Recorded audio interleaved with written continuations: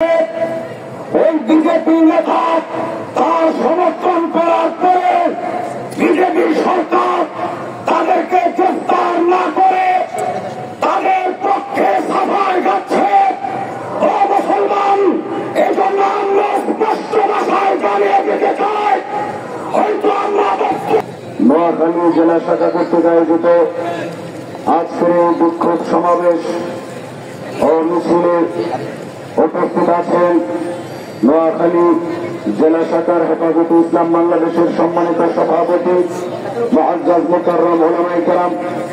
উপস্থিত আছেন নোয়াখালী জেলার নবী প্রেমিক তাওহীদি জনতা, সংগ্রামী নবী প্রেমিক তাওহীদি জনতা। আপনারা জানেন চলতি মাসের শুরু লগ্নে ভারতের মহারাষ্ট্রের এক পুরোহিত রামগিরি মহারাজ আমাদের নবী আলাইহিস সালাতু ওয়াস সালাম সম্পর্কে কটূক্তি করেছে। সে বলেছে মুসলমানরা অত্যাচারী, মুসলমানদের আদর্শ অত্যাচারী আদর্শ, মুসলমানদের নবী ছিল অত্যাচারী বলে নাউজুবিল্লাহ। এই বক্তব্যের পরে মুসলমানরা প্রতিবাদ করেছে। প্রতিবাদের পরে সে এলাকার সাংসদ বিজেপি নেতা, এই বিজেপি নেতা মুসলমানদের উদ্দেশ্য করে বলেছে, নীতিশ নারায়ণ রানা, সে বলেছে যে মুসলমানরা যদি ওই পুরোহিতের বিরুদ্ধে বক্তব্য দেয়, মসজিদে হোক যেখানে হোক, তাদেরকে সে চুনি চুনি তাদেরকে সে চিহ্নিত করে করে পিটিয়ে হত্যা করবে।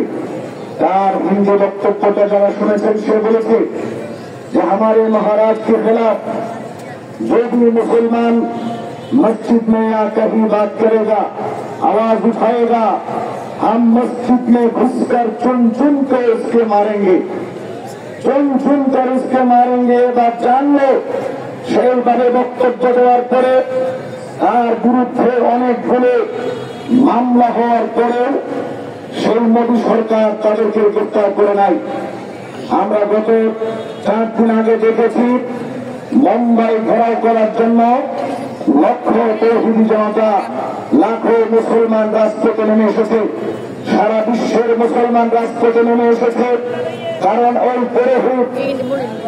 পুরোহিত আমার নবীকে অত্যাচারী বলেছে, মুসলমানদেরকে অত্যাচারী বলেছে।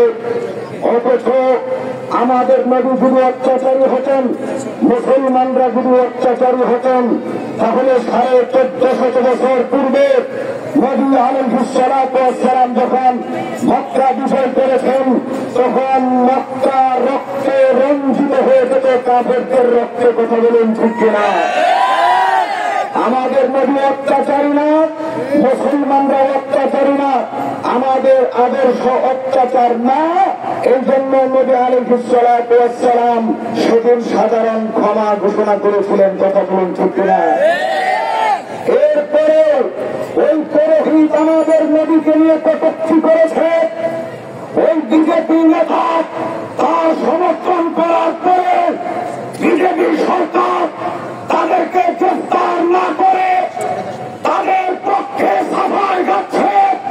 ও মুসলমান, এই জন্য আমরা স্পষ্ট ভাষায় জানিয়ে দিতে চাই, হয়তো আমরা বর্তমানে ভারতে যেতে পারবো না, কিন্তু আমাদের বিলম্বে যদি ভারত সরকার ওই দুই অপরাধীকে গ্রেফতার না করে হেফাজতে ইসলাম বাংলাদেশের নেতৃত্বে অচিরেই লং মার্চ টু ভারত দূতাবাস করতে বাধ্য হবে। কথা বলেন।